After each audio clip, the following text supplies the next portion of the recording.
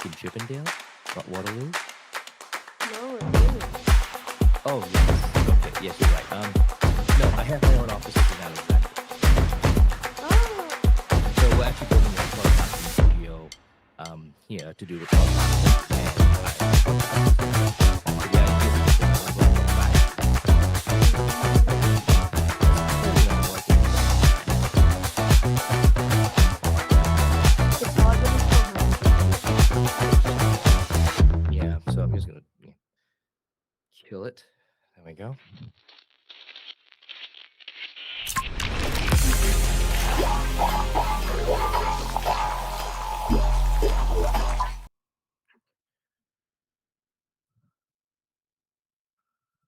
I shouldn't have done anything silly like that. Now I've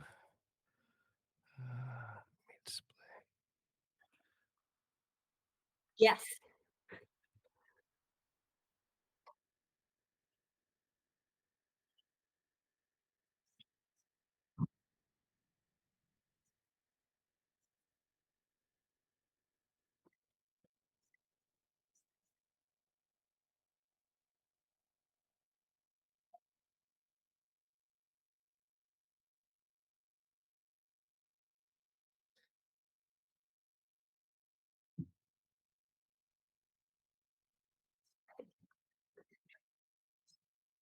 So, as Josh already said, my name's Riley. I am still studying a Bachelor of Engineering in Aeronautical, and I finished my Bachelor of Science in Physics, which is exciting.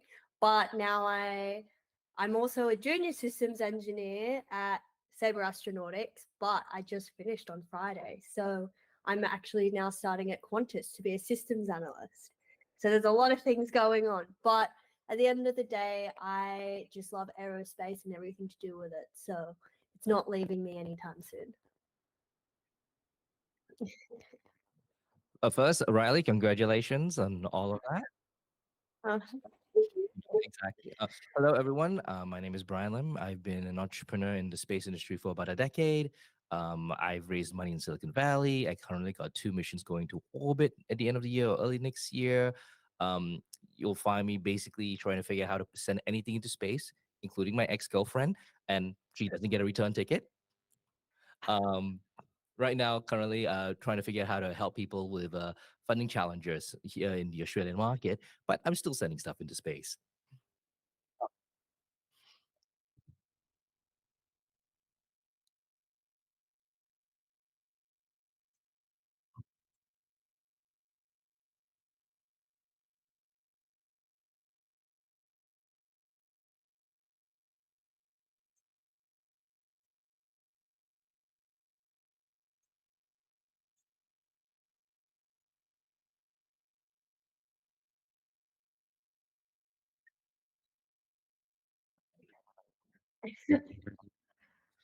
I do. I have a no.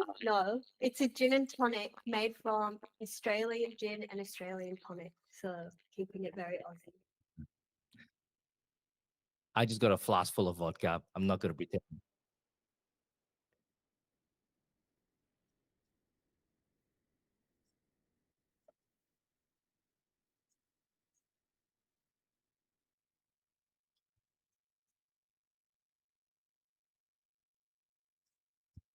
Mm.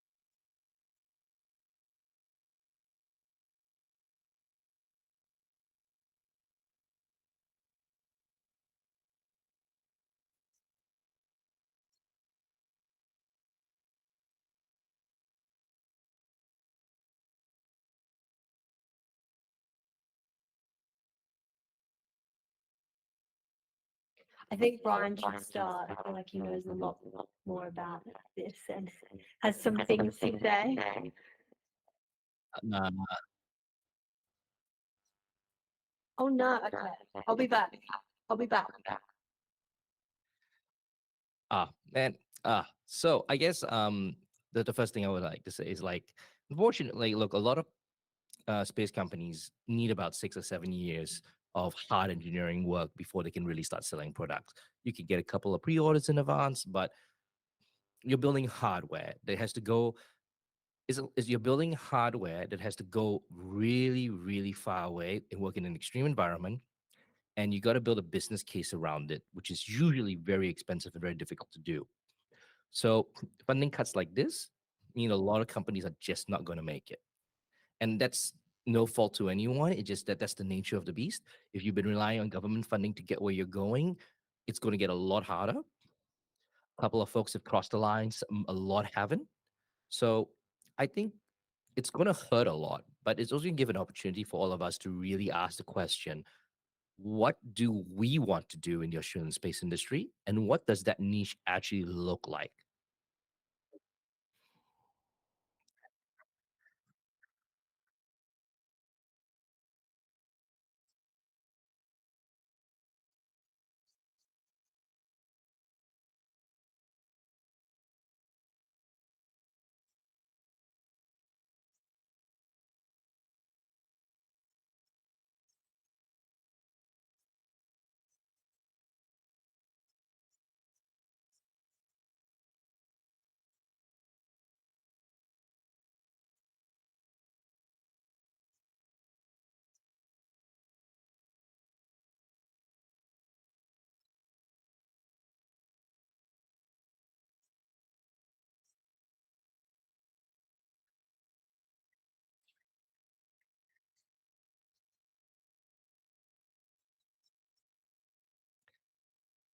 Major winners and major losers.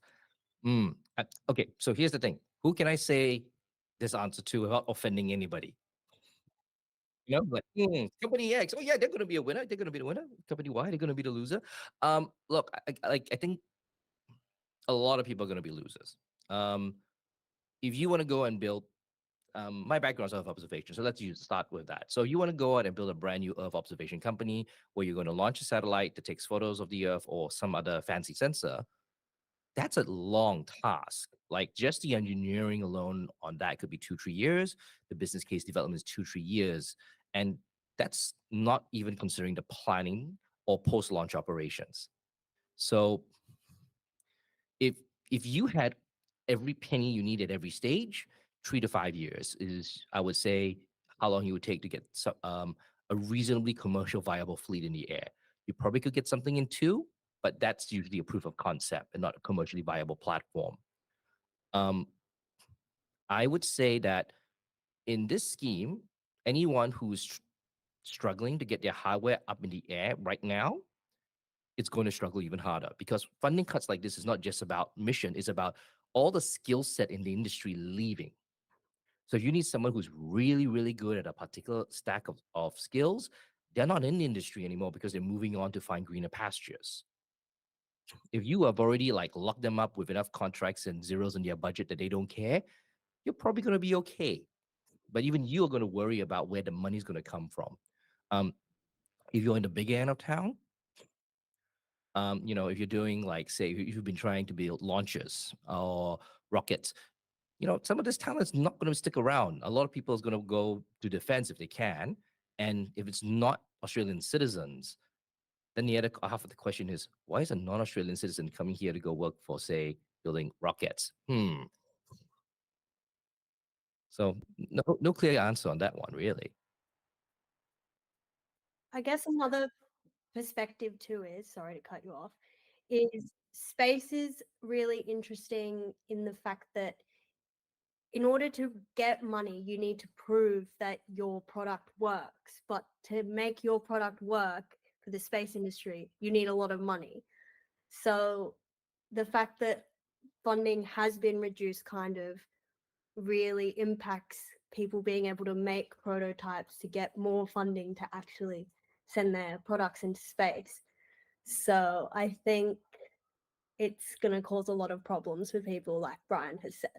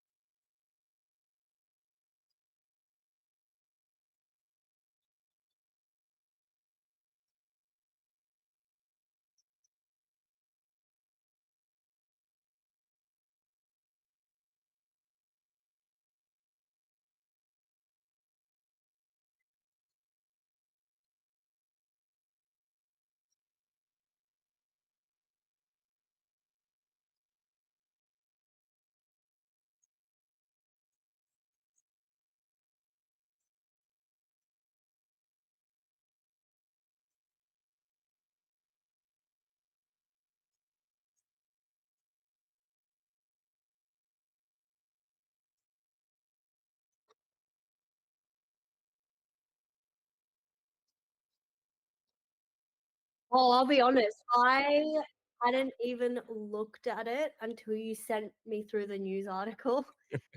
So it was all new information for me. But I will say, though, it is really interesting to see that it's definitely got more of a priority than our space industry. And as someone who's in the space industry, I'm a bit like, why? But I mean, aside from that, it is still a really cool thing for our Australians if we can be world leaders in that. Yeah. Well, you know how quantum goes. It's either dead or alive, right? In the box. So, the funding, it's here or is it there? I would say, look, I think we have to put some stuff in context, right? The space agency was given a shot at building a space industry. Um, and if you sit down and calculate the growth, like you said 8.5%, right? If you calculate the growth, it actually falls short of its target based on historical numbers. But there's been published about job targets. Um, and it also has fallen short on its industry growth. Now, I'm not here to blame anyone.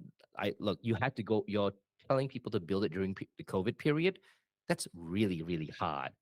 It's just not one of those industries where you can just like can you just fix my rocket remotely? I'll just work from home while I just resolder this thing on the rocket. It doesn't work that way.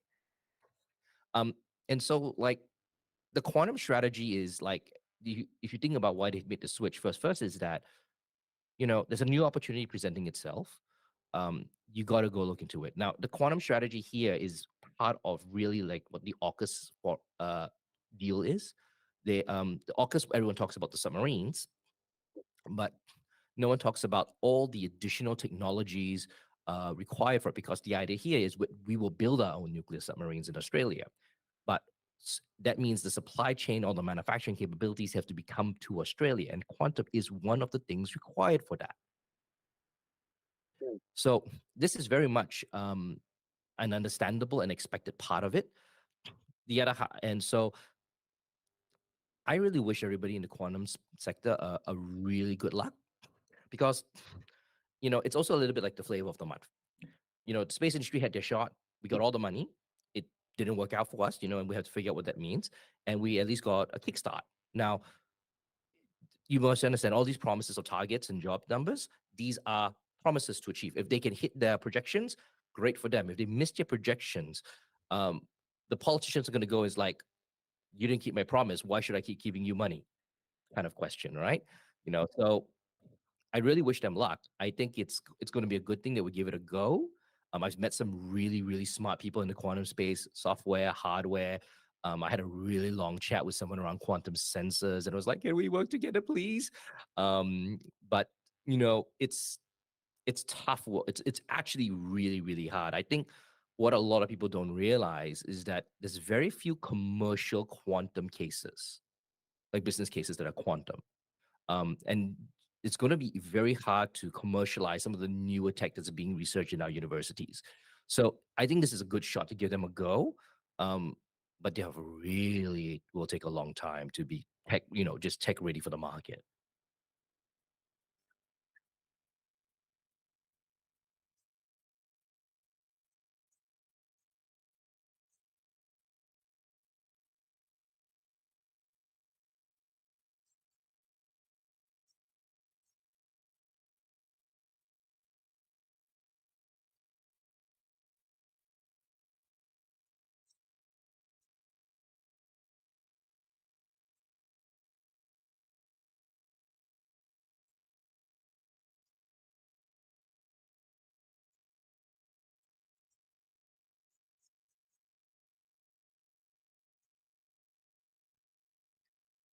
Uh, yeah, Josh, sorry to interrupt. I'm just looking at the chat, and somebody says they can't hear you.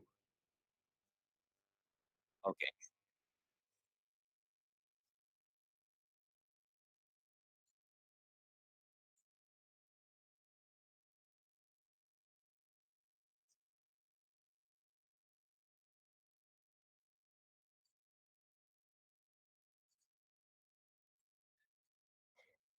Well, I have a comment to say, so I'm going to jump in. Go for it.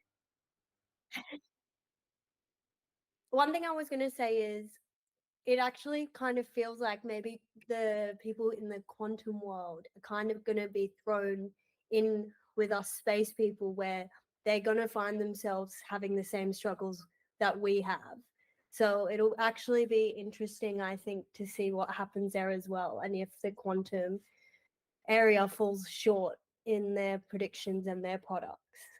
Um, so I think we might all be in a bit of the same boat. So maybe we could just join forces, make Okay. space even better.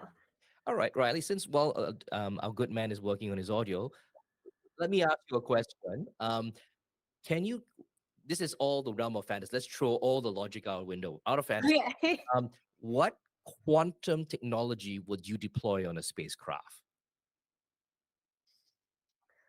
Oh. Okay, so if we're throwing physics out the window and like we're not going to worry about weight, I would say having a quantum computer on board, like the ISS, for example, would be really cool because you could do some really cool, I feel like, calculations and stuff out of space that the astronauts could directly interact with and get answers to. But I Eh, mean, that's just my first thought. Okay. I could sit down and think about this for a while, but that's my first thought. All right. Cool. And I like would there what do you know what the benefit would be for having a quantum computer in space relative to Earth? No. No, that's fine. And neither do I either. I mean, like you could run some like super complex algorithm for solving some problem that they have. What do you think? What I'm throwing the question back on you. What would you do? Okay. So I just found out that this is not doable. So, but it is technically a quantum thing. Mm. Um, I was researching something called quadruped nuclear quadrupolic resonance. Nuclear quadrupolic resonance basically is you fire an RF signal at a set of atoms, Mm. and you look at how the electrons of the atoms basically vibrate, or percussion, as they say. And that vibration that you pick up on return tells you what the atom's made of. Ooh, that's cool. Now, just to put for our guests here, just to go, it's like it's a real technology. We use it at the airport. So, and if you ever go into the airport scanner, right, and they says come secondary scanning, and then they take this wand, they wipe your bag down, wipe your shoes, and then they put it into a machine. That's nuclear quadrupolic resonance or nuclear magnetic Oh, resonance wow. they're doing. So, but one of the things we found out is that it takes a lot of energy. So we're talking here about, say, I'll send like 100 watts RF signal out into the void, right? And I will be lucky to get the equivalent of a 9-volt battery return signal. Wow. And at that distance of like Wow. the airport scanner. So if I were to attempt this from space and assuming in a perfect world, the antenna probably needs to be the size of the ISS. Wow. So yeah, I don't think we're going to be doing that anytime soon. And we also found out like the background noise and radio stuff didn't work. But if it was working, what you end up having is the ability to scan the Earth for minerals from orbit. I'm sure all the mineral mining companies are like, oh, that's really cool. If you're military and you're going, there's a forest there, but why is there all these straight V-bars, mixed in with concrete? It says something. So it was a really interesting idea. Unfortunately, we realized it couldn't be done. But it was a really good fantasy while we were working through it. Mm. I mean, I'm sure as the technology improves, who knows, it might become viable. It might become viable indeed, right? I'm sure there's another interesting one is when I was doing my research and talking to people is like there's an important question about measuring gravity at a planetary level, right? Like it just affects our orbit, and mind you, this is like the changes in gravity affect your GPS signal timing, right? Now, so if you can measure accurately the gravitational field of the Earth in different places, and you need a quantum sensor for that, basically, you can improve the GPS signal timing. How much more they need to improve it by, I don't know, but that was one of the conversations I was having with folks. That's really cool. All right, I'm going to give this talking a try and see if everyone can hear me. The unfortunate thing is there is a lot of delay between this and the live stream, so we'll just have to wait until suborbital mission suborbital Melon, is able to tell me exactly what's going on. But yes, that's a very interesting conversation you're having there, Brian. Are you talking about improving the GPS signal? Was that right? Using quantum, yeah, and that would actually mean that you improving the GPS signal using quantum computing means that you could get more higher definition of control over robots. Yay, they can hear me! Oh, thank God! Yay! Let me just say, guys, I apologize in advance. Now you can hear me. Hi, I apologize in advance. Yes, everything was set up and was working when I was testing earlier, and apparently as soon as I pressed go live, it doesn't. Ugh, yeah, anyway, fun times. I promise the next one of these will be much, much better. All right. If you improve the quantum computing with the GPS signal, what that means is that you're able to get finer control over robotics, like drones and all that sort of stuff in real-time information. So that way you can actually accurately predict exactly where your drone is. And that's important when you're trying to avoid various areas where there might be a people build up or something else in regard to all of that. So yes, absolutely, I agree with you that sort of thing, Brian, would be a fantastic thing. All right, we hear you, no problem. Oh, thank you, Suborbital Melon. Oh, that's the confirmation is just everything to me at the moment. Just as well, the other thing that hasn't been mentioned in the media, which I will go into now that everyone can hear me, is this, which is, providing that works, this is the Technology Safeguard Agreement. And this was reached really, really recently with the Prime Minister Albanese and the US President Joe Biden announced that, and on the sidelines of the recent G7 summit in Japan. It would allow for the transfer, here's the bit I picked out, was allow for the transfer of technology, including rockets and satellites, to be launched from Australia. So, my question back to everybody is, do you think this might have had something to do with despite the poor performance of, or the not getting the right jobs, do you think there might be some sort of relational thing here, or am I just throwing speculation up in the air and hoping something will drop? I mean, it depends how the ITAR regulations are going to change, I feel. So Yeah, it's too early to say at this point, but yeah, I just saw a correlation there that I just went, that can't be right. Anyway, sorry, Brian. Yeah, no, I was just going to say that, like, it was a really brief presentation, and they just said that one of the lines they said in the press release was that Australia will be classified as a domestic supplier to the US market. And I think that line is actually much, much more interesting than the launch. Like, it's, yes, we want to launch stuff from Australia. And there is actually a good argument, right? I mean, Southern Launch, this entire thing is that the Polar Orbit's launch from their position is really good. And I agree with that assessment. You know, if we were to launch there, it is going to cost us less fuel to get into the sun sync orbit, which most people like to be in. I think actually this is going to be really interesting both ways. If you say that Australia is a domestic supplier to the US market, holy crud, you're talking here about the ability of Australians to walk into the US market and bid for projects like a local. But the trade-off is the Americans will get to do the same to us. Correct. So, Which means that, sorry to interrupt your thought chain, but for me that means, why do we need a sovereign launch capability, if at all?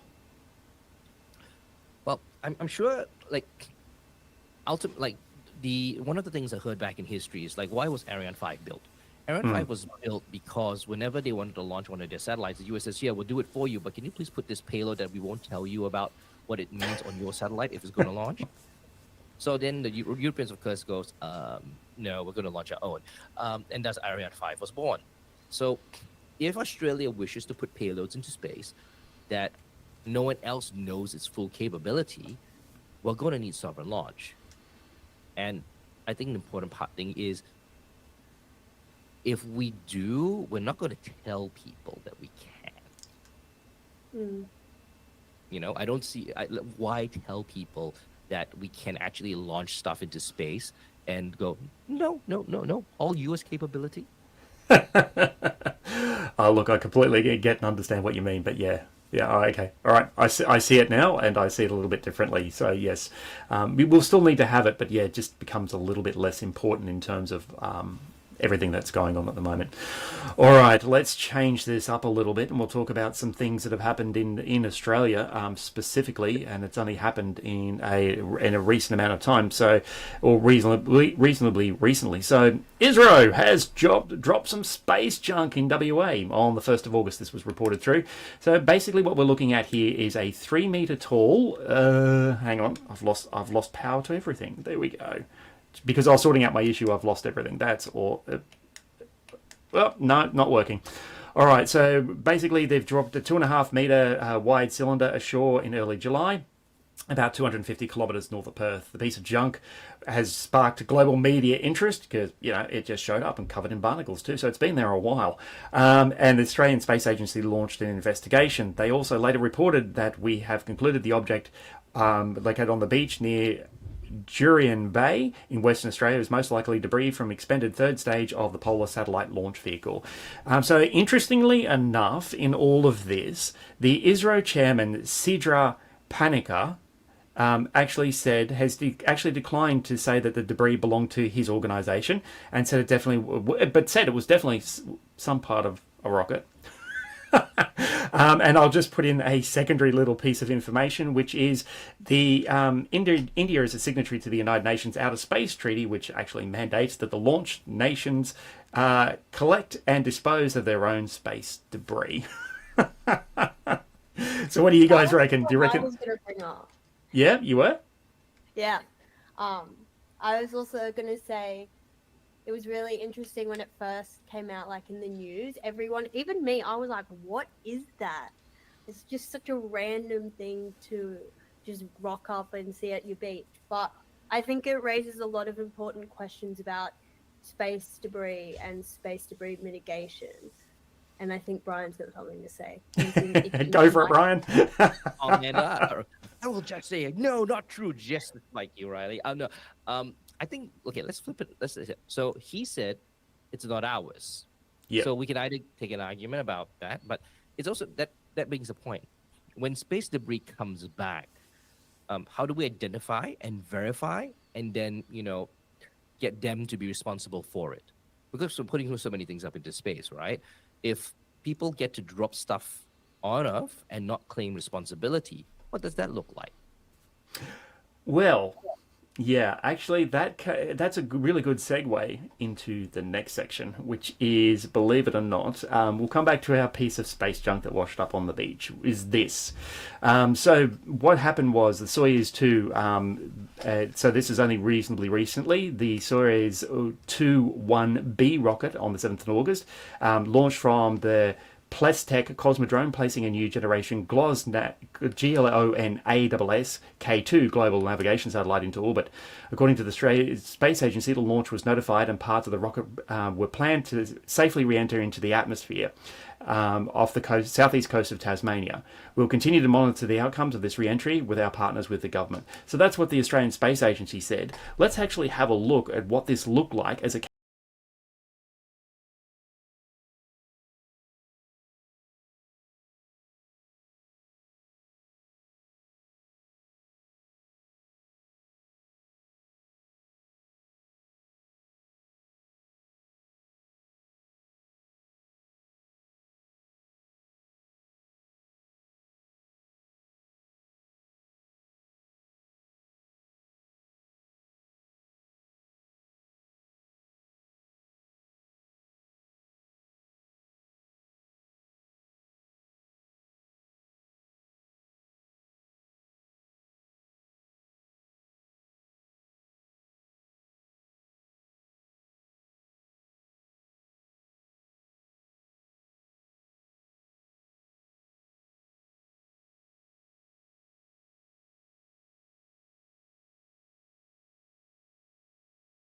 crux for that one. So full for that media outlet for that one for letting us actually use that information. Basically, it was seen for everyone who was watching at home and from overseas and all that sort of stuff. It made international news as well, and it was on quite a various number of news streams. But also at the same time, it was the most captured piece of orbital re-entry of piece of junk because everybody now has a smartphone. So yeah, so it was breaking up towards the end there, Brian, as you rightly said. But yeah, it seems like we are in the firing, because the size of our country, it seems like we're a little bit more in the firing line than we've ever been before. It's just because of the sheer volume of stuff we're putting up. What do you think?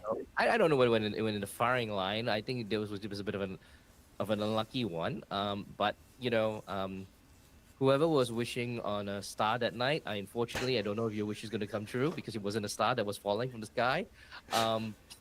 But I would definitely say, I think this is more concerning is that right now it's just a satellite, that's burning up on reentry.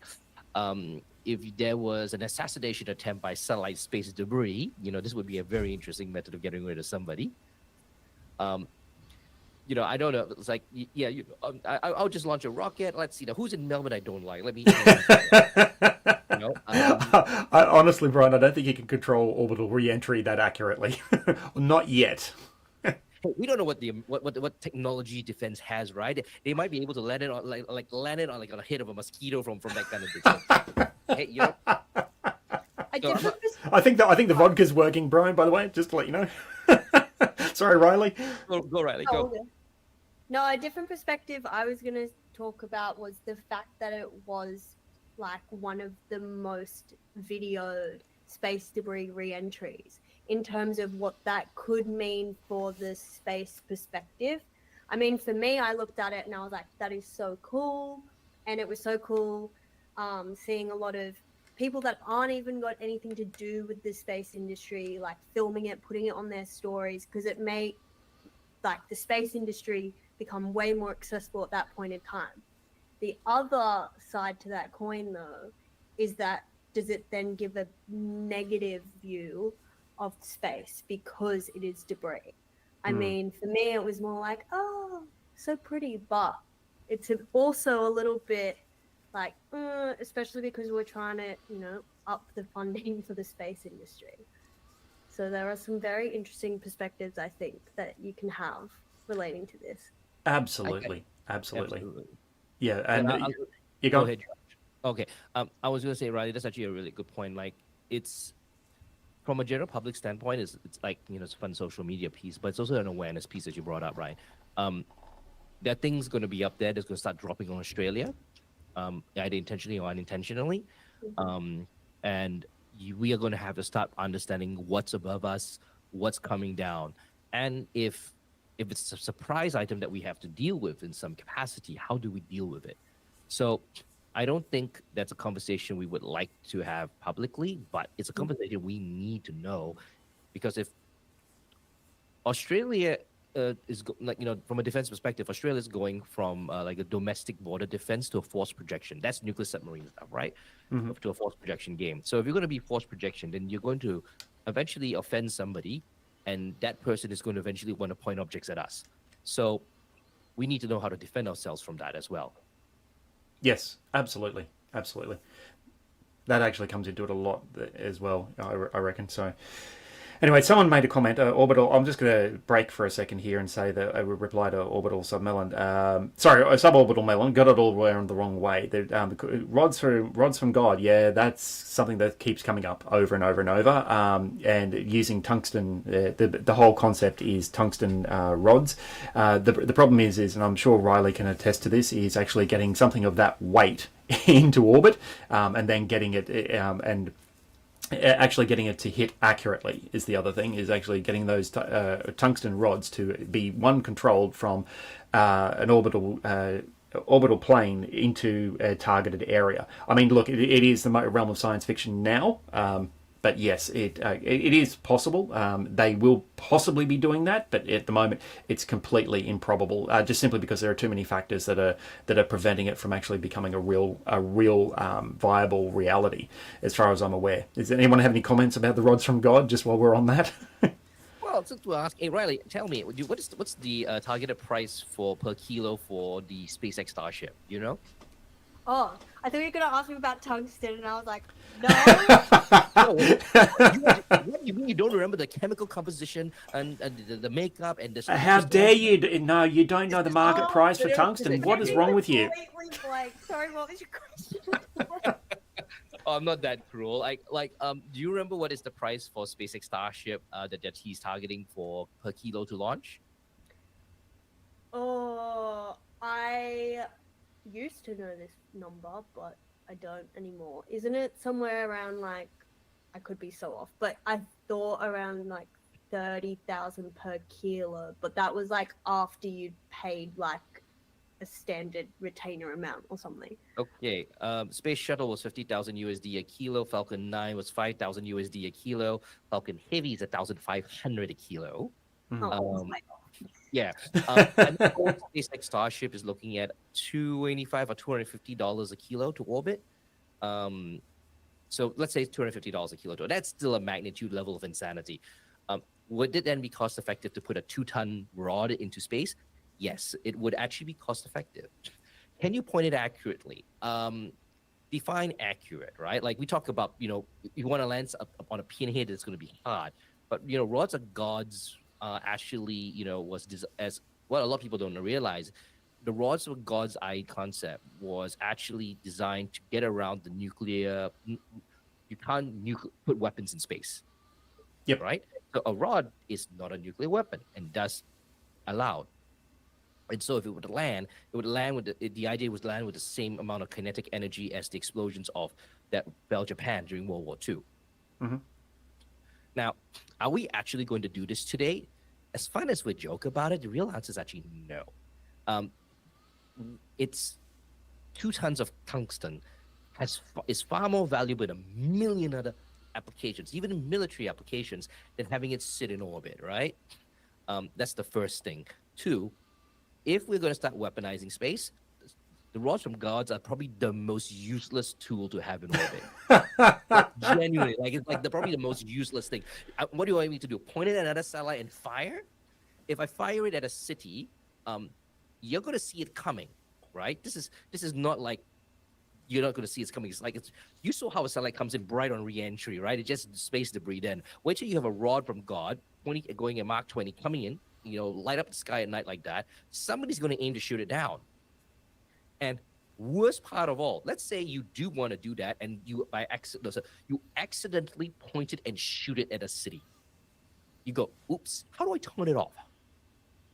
How do I go like recover? Oh shit. Right? Even the modern nuclear weapons actually have a fail-safe that you can turn off and detonate or something like that, because it does matter, especially if it's a failed launch or an accident. So rods and gods are not going to be used as a tool, right? Pretty much. It's a fun idea, but will it ever be actually practical in the battlefield? Is probably close to nil. Yeah, there's more effective and easier and guaranteed ways to kill people en masse than things coming from space. So, wow, that went really dark. I apologize to everyone who's watching. Oh, anyway, all right, let's press on. Conversation. We can organize one. All right, let's move along to the next news article. So, Fleet Space. So this was announced on the 28th of June. So this flies into some of the stuff I was saying earlier. Fleet Space Technologies has been awarded a $4 million contract with the Australian Space Agency for its Moon to Mars demonstrator program. Fleet Space has been chosen for the project Seismic Payload for Interplanetary Discovery, Exploration and Research, or SPIDER. The SPIDER is a 3-component seismic station. It's set to be deployed on the surface of the Moon's south pole. It's designed to record continuous seismic data for up to 14 days. The device will be launched aboard a commercial launcher. No estimation of dates, by the way. The grant will assist Fleet Space to build the geophysical devices to enable resource exploration for future human habitation. It's a very ambitious project, but I like it. I do. I like it. It's really, really cool. I get it, but yeah, the fact that the funding has been cut for some things but not others, that just it doesn't make any sense to me. But that's okay. I'm willing to glaze over that one if we're all willing to move on. Yeah, I'll give Fleet credit. Like, it's an ambitious project. Give them a go. If it works, great for them. I take my hat off to them. Yeah. How likely will it succeed? Honestly, it's on the lower end, but they got the money. They deserve a shot. They got the business case. Let them have it. Let them see if they can make it happen. Yeah, absolutely. I agree. Look, if they can do it, yeah, absolutely, without a doubt. I think it's really, really cool. Don't get me wrong, but yeah, it's just like it flies in the face of the funding cuts that I said at the beginning of this piece anyway. Or, well, I did say, and no one heard, apparently. Really cute little, habitat. All right, we'll press on. For a hamster colony in space? Was that what you're talking about now? I mean, we could have hamsters in space. I mean, I know if I was stuck on the moon, I'd love to have a pet, so why not? Yeah. Of course. Of course.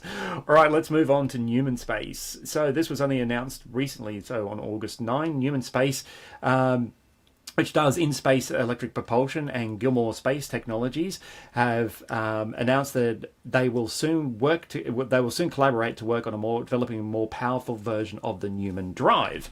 The intent is to build a more suitable drive for the use by international small sat market. So that's actually just a brand new one that's only just recently been announced. Any thoughts? Don't care? I love it. I love propulsion, so seeing that, it made me happy.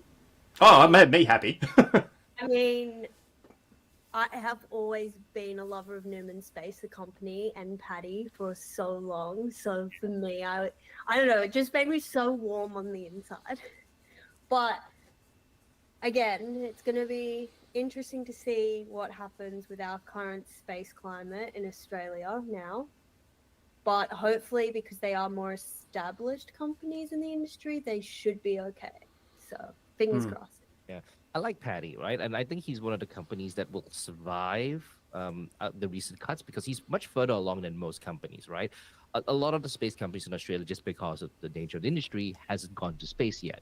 There's a lot of people dreaming to get up there. They're working towards it, but he's on the other side of the line. He's flown a few times. I think he's like his second launch into orbit already. He's already completed or something like that. So he's much further along. He has heritage.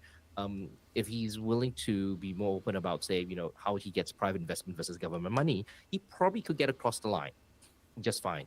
And his tech is unique, right? Like he's an ion drive based on solid metal. It's the easiest kind of fuel to carry around. So, if you're going to build a mission that's meant to like survive for 20, 30 years and you have compressed gas up there, trust me, it's a pain in the ass. But if you have a solid rod, it's a lot easier. So I think he has a really, really strong value proposition in the space industry that people have to pay attention to. Yep. Oh, great. And I think on that alone, I think he's going to be okay. I don't know like whether this is the mission that will make him like super impressive, but he's definitely on the right track with his technology to build something really good. I think the only thing that would, and this is more like, if the cost of building a liquid propulsion or gas propulsion rocket drops tremendously, and you can use it for long missions, then it's a cost competitive question whether you want to use something like the Newman drive. Yeah, exactly, and that's the problem with taking gases to space is they leak. It doesn't matter what sort of container you have in them, or they become ineffective. Especially if you're using TEP or something like that, it becomes effective after a certain period of time. It has an expiry date of over 2 years. So yeah, that's very good value proposition because it will last as long as you have power that is going to the actual drive. Then yes, it'll work using a plasma torch, I think. Anyway, that doesn't matter. All right, cool. Pressing on. We'll get on to the next one, which is quite a few different things, which is all about Southern Launch. So on the 9th of July, Southern Launch came out and announced that they had rebranded, and they've got a completely new logo. The logo actually depicts a rocket plume reaching the pinnacle. It's a visual reinforcement of the company's ambition to reach new heights in the Australian space industry. Going along with this is also a new announcement as well. Let's see if I can line this up properly. Well, no, I can't.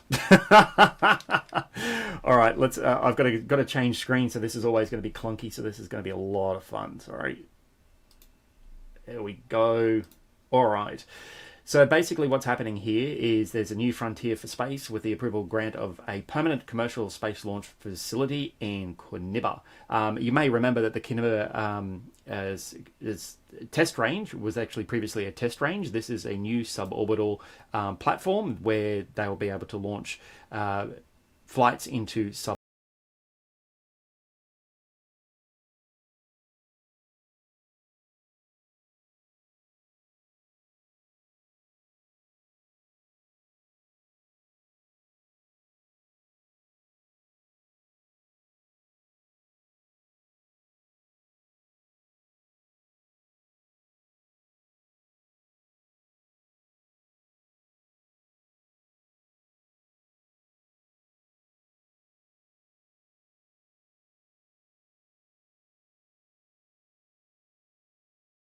Here was me waiting for them to launch the rocket.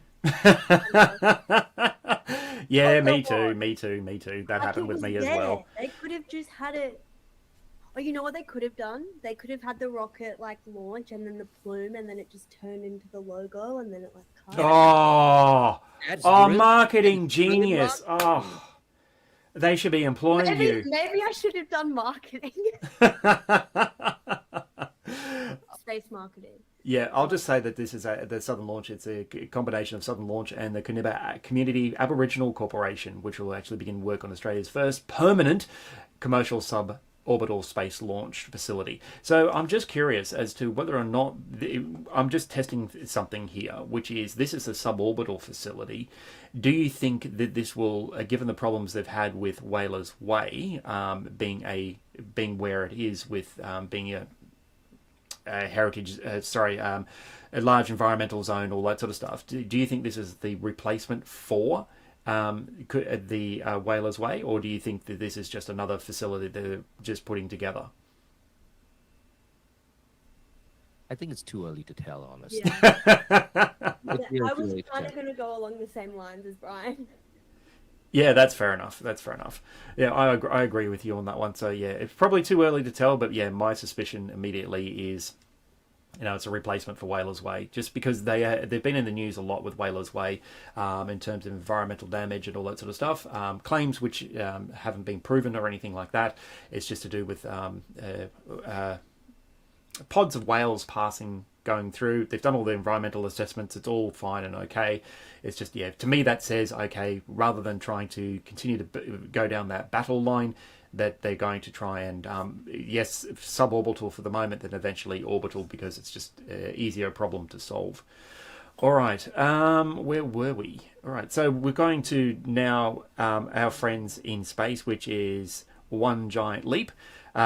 Just to let you know that the One Giant Leap Foundation has the Aerospace Academy, which is coming up very soon, with the next academy set to be held in September in Queanbeyan in New South Wales. And then there's also the Global Space Challenge. And I can actually proudly report the Global Space Challenge is actually coming to Queensland via iLaunch and the University of Southern Queensland from the 25th to the 30th of September. So, and that's coming up really soon. So, yes, that was always a good one to put in there. Is just that One Giant Leap Australia is certainly going to be doing a lot more things in terms of New South Wales, and now expanded up into Queensland. So, I'm really happy about that. I'm really excited about that. They're going to be local finally.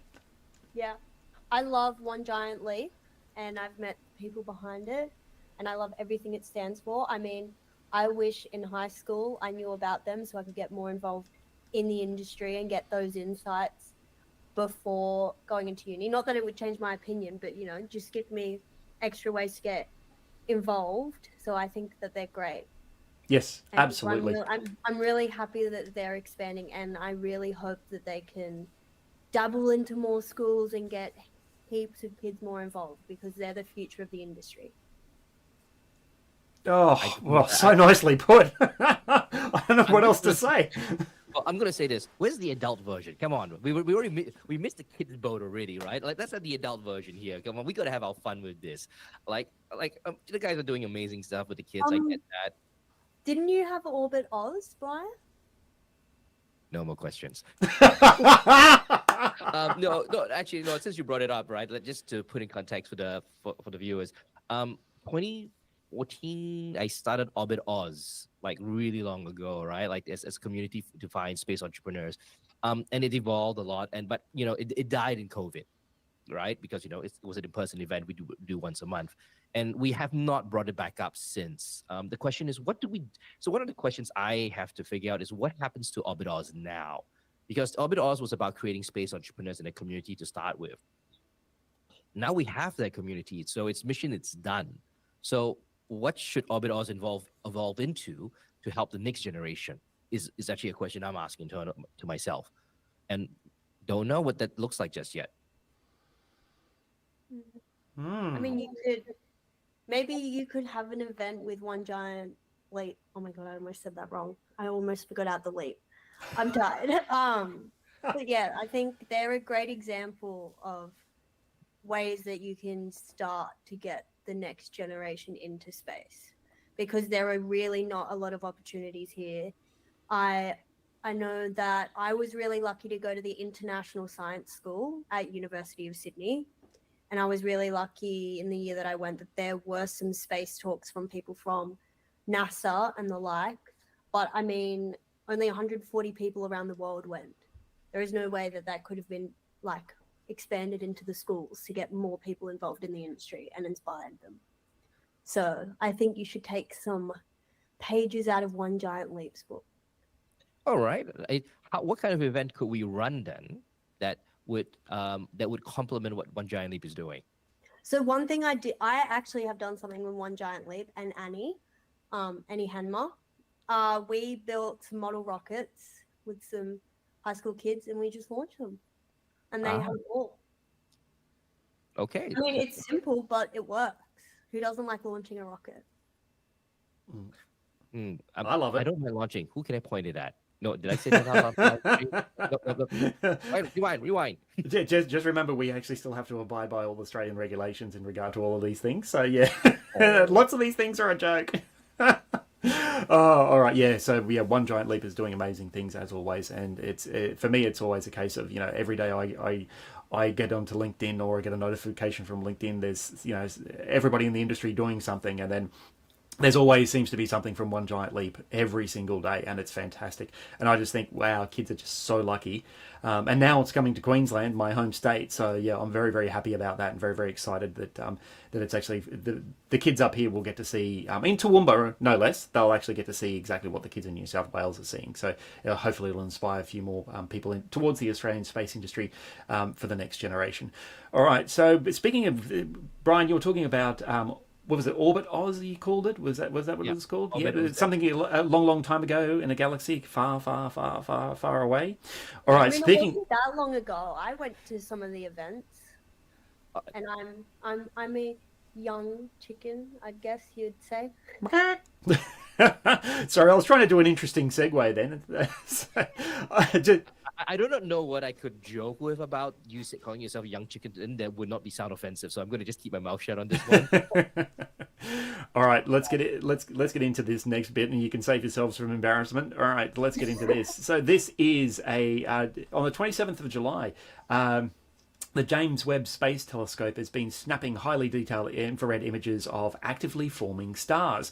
So just released this one at the end of July, and it's a beautiful, beautiful, beautiful, beautiful picture of our early galaxy, where stars are actively forming, planets. Stars are forming. This is a few billion light years away, and it looks really, really cool and everything like that. The only problem is with this image is that in amongst all of these galaxies was this. It's almost like way back we could see straight across the galaxy and we could see the source code. which is well, we don't know either. That's a very, very, very zoomed in image that I took from NASA and downloaded it earlier and zoomed it as close as I possibly could without losing any quality. So yes, the question mark is there. Is what exactly is that? And I know exactly what it is, but yes, it's just like it almost feels like that's it. It's just we've looked into this. We looked far enough, so far back in space. We now actually found the source code, and everyone at the source code's just gone. What's the meaning of life? So that's the secret. Nobody actually knows. Everything's a question, right? Like, oh, we run a rocket. Will it work? Question mark. No, it will work. It will work. That's absolutely true. That's absolutely true. All right. So yes, we're going to get into the next section, which is just the questions and answers. So this is a time for everyone to ask your questions. I think we answered one during the middle of it. So if anyone has any additional questions, I didn't see any additional questions that anybody wanted to ask. So we'll give them a few seconds there to actually see if there's any questions that they want to ask us, apart from me asking about my audio. But apart from that, there doesn't seem to be any questions. All right. Well, I'll guess, take some time to figure it out. First, Josh, thanks for having us here, and That's Riley, okay. it's been fun having a chatting with you. I hope you enjoy your movie after. I believe you're watching, right? Yeah, Oppenheimer. Excellent. Oppenheimer, spoilers. nice. No spoilers. I I mean, wouldn't spoil it for you. obviously, it's like based on a true story, so Yeah. I can't get away from spoilers from that. But I'm excited to watch the movie. I love Christopher Nolan, so Yeah. high expectations. I'm high expectations. So a bit of to segue back into space a little bit. So Christopher Nolan shot the entire Oppenheimer movie on IMAX film. Yeah, I saw that. And he actually invented IMAX black and white film for it. It's like, wow, what an effort. One of the questions I always was wondering is, how do we get an IMAX camera into space? How do we record that kind of quality from orbit? You just put it in a SpaceX Falcon and you send it up. Isn't Tom Cruise doing that? Apparently. Yeah, Uh, really? yeah, I really. know he's trying to do something with space, Apparently, but like, the word is that he's planning on going to space and filming a movie in space because Tom Cruise has like done everything else under the sun on Earth. So now he needs to go film Off Earth. something in space. But haven't heard anything about it. No, I haven't heard anything about that being IMAX film, but if you get a celebrity up there, there's already been a movie that's been shot in space, and that was done by Russia, and they filmed something. There was one of the actresses went up in a Soyuz launch, and they did a lot of filming on the International Space Station. She was only there a few days, and then she came back, so they managed to get all the footage. So she beat Tom to the punch, fortunately or unfortunately. So yeah, it seems like there is nothing else on Earth that this guy can do. So he's now looking to do things off Earth, which fits in with his personality, really. Yeah.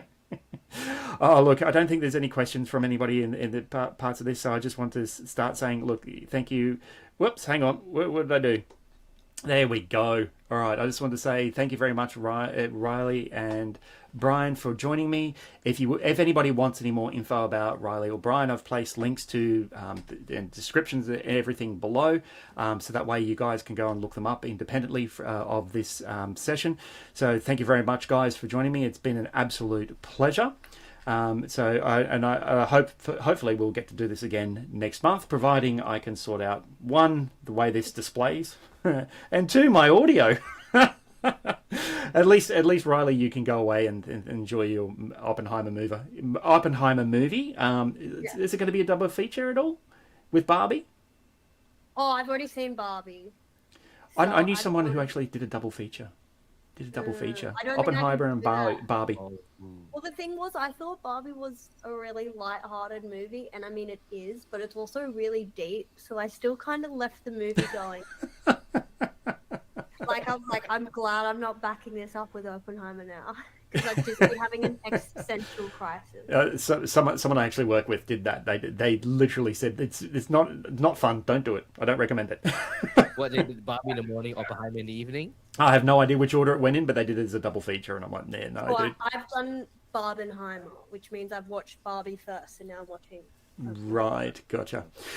All right, well, it's been an absolute pleasure, guys. Thank you very much for joining me on this live stream, and I hopefully we'll get to do this all again next month. So what I'll do from this point onwards is I'll just say to everyone, if you like this live stream, you know what to do. You need to hit that subscribe, like, and all that sort of stuff, and just let me know in the comments below. And remember, thanks very much for watching The Space Down Under, and stay caffeinated.